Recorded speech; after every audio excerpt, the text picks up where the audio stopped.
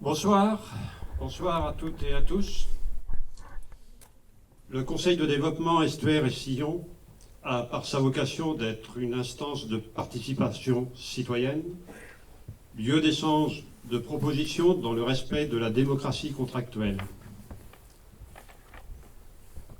Cette instance indépendante mène plusieurs thèmes de réflexion.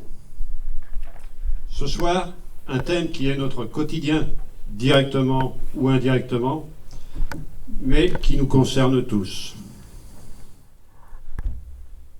Comment réenraciner l'économie sur notre territoire? Deux groupes de travail du Conseil de développement sont liés à cette soirée. Le groupe de développement économie, avec la réflexion sur l'identité rurale de notre territoire. Les membres de ce groupe vous ont sollicité par un bref questionnaire sur cette identité, est-elle rurale, urbaine ou autre. Un deuxième groupe, le groupe développement durable, afin que chaque habitant citoyen participe à la réflexion collective, pas individuelle, pas sectorielle, à la réflexion territoriale sur le plan climat air, énergie de notre territoire. Vous avez dû voir les tableaux dans le hall. Les membres de ce groupe sont d'ailleurs à votre disposition pour présenter leurs propositions et avis. 86% des Français estiment que l'économie locale est une clé pour répondre aux enjeux majeurs actuels. En partant de ce constat, comment repenser les échanges sur le territoire Estuaire et Sillon, qui est notre bien commun à nous tous? Dans ce périmètre, coincé entre la métropole nantaise et l'agglomération nazérienne, 38 000 habitants vivent. Comment ces habitants consomment? Font-ils vivre l'économie locale? Cette économie locale répond-elle à leurs attentes? Car nous sommes tous des consommateurs, avant tout des acteurs de notre économie. Dans ce moment de turbulence, où on traite les infos dans les médias, où nous devons réagir dans les médias, le Conseil de développement, lui, ce soir, avec le recul propre à son ADN, le pas décalé, a invité un économiste, Arnaud Florentin.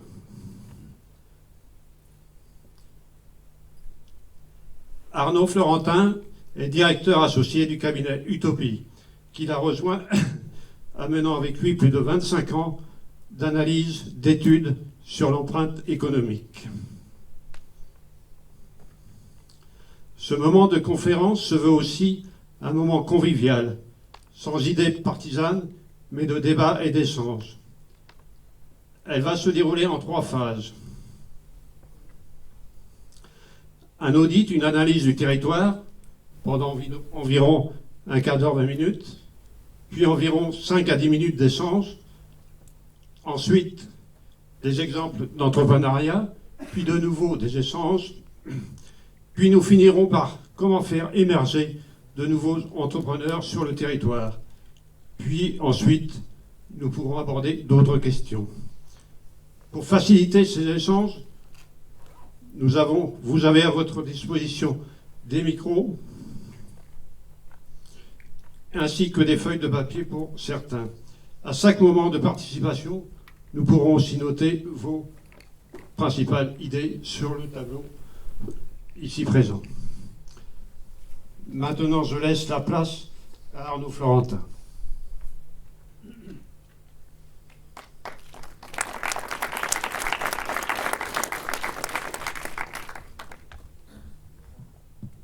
Bonsoir à toutes et à tous.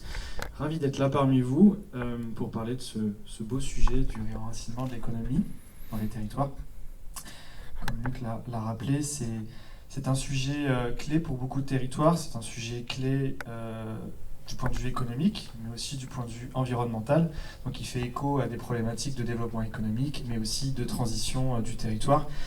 Au sein du cabinet Utopie que je représente, alors ça fait pas 25 ans que je fais de l'économie, un petit peu moins, mais le cabinet existe depuis 25 ans.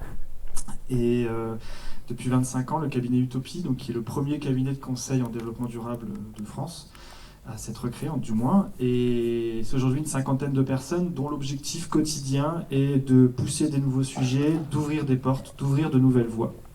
Et aujourd'hui, il y a une voie qui est importante, c'est en tout cas celle qu'on porte, qui consiste à faire converger le développement économique et le développement durable. Ce sont deux choses et une seule et même chose.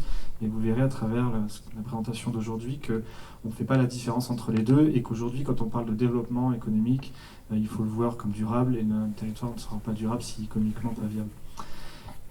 La question du local, c'est une question clé, vous entendez tous les jours parler. Il n'y a pas un média qui ne parle du local, il n'y a pas une entreprise qui, dans sa stratégie, ne parle pas de local, ni même des marques. J'aime beaucoup cette citation moi, de Victor Hugo qui dit qu'il n'y a rien de plus puissant au monde qu'une idée dont l'heure est venue. Et effectivement, aujourd'hui, celle du local est importante. Local non pas comme effet de mode, mais local comme véritable point d'acupuncture du changement sur nos territoires. C'est le lieu, c'est la façon de faire changer les choses, et dans beaucoup de domaines. Alors, Luc m'a piqué mon chiffre tout à l'heure. Mais effectivement, il y a une petite étude qu'on a sortie il y a 2 ans de cela, où on a interrogé plusieurs milliers de Français. On leur a posé pas mal de questions sur c'est quoi pour vous le local et quel est selon vous l'intérêt du local.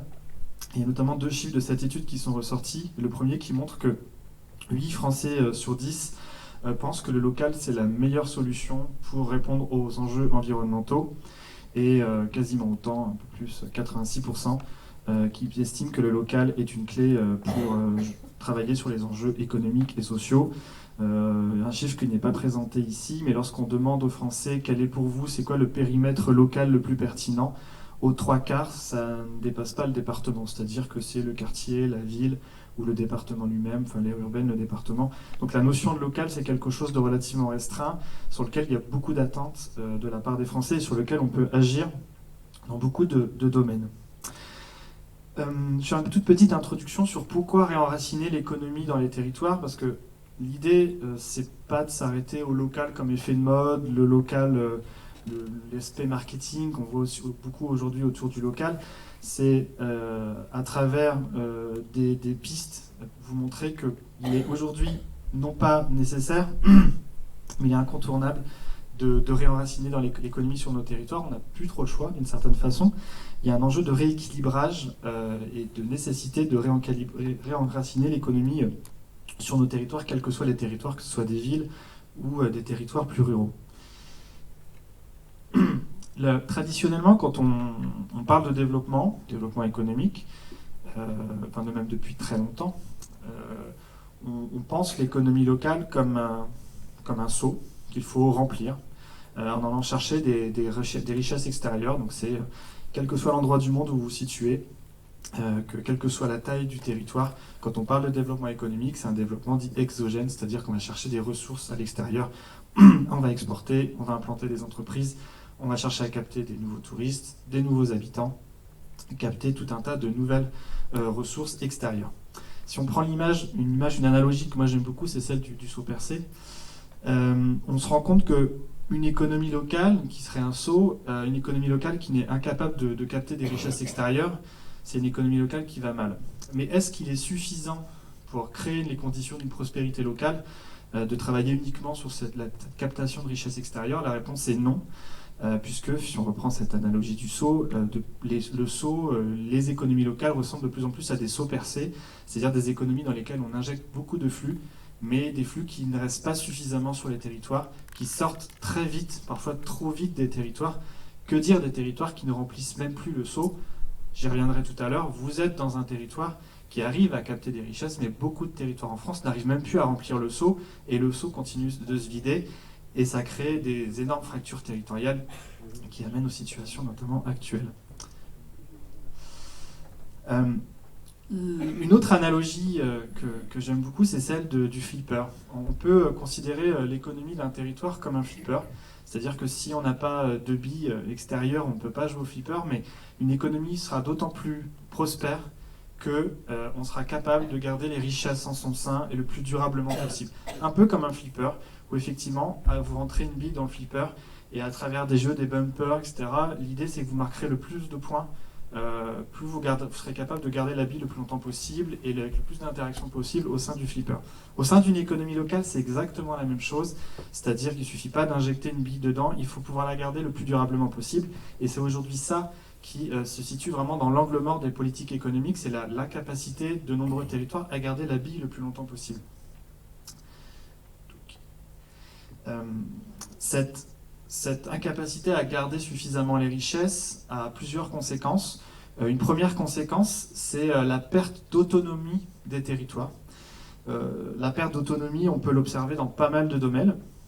Le domaine de l'alimentation, le domaine de l'énergie, le domaine de la fabrication. Ces 2 dernières années, on a réalisé plusieurs études au sein du cabinet Utopie. Par exemple, une étude sur l'autonomie alimentaire des aires urbaines.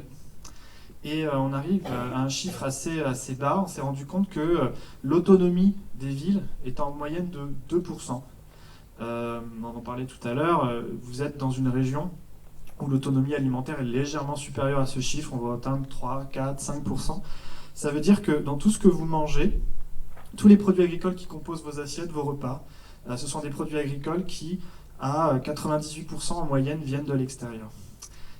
Donc on pourrait se dire, il n'y a peut-être pas les ressources agricoles suffisantes. Et quand on fait le calcul en sens inverse et qu'on regarde dans quelles assiettes finissent les produits agricoles locaux, 97% ils finissent dans les assiettes d'autres. Donc en fait on a un système un petit peu paradoxal où la quasi-intégralité de ce qu'on produit finit dans les assiettes d'autres et la quasi-intégralité de ce qu'on consomme vient d'une agriculture extérieure. Donc en fait, on voit bien que la question de l'autonomie, qui est très présente aujourd'hui dans les médias, dans les discours, n'est pas là. Et c'est une question qu'on peut élargir à l'autonomie économique de tous les territoires.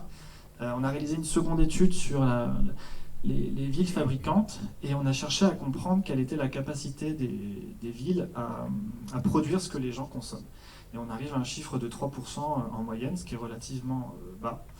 On se rend compte que les territoires n'arrivent plus à produire suffisamment ce que consomment les ménages sur les territoires. Donc se pose aujourd'hui une vraie question en termes d'autonomie économique qui a des conséquences en matière écologique et de vraie résilience des territoires. On a aujourd'hui des territoires qui sont de plus en plus dépendants et vulnérables à des matières premières, à des ressources extérieures, souvent très lointaines, et qui rendent les territoires très vulnérables dans la mesure où ces ressources sont en train de disparaître, de se raréfier, d'être dépendantes d'aléas climatiques, d'aléas politiques.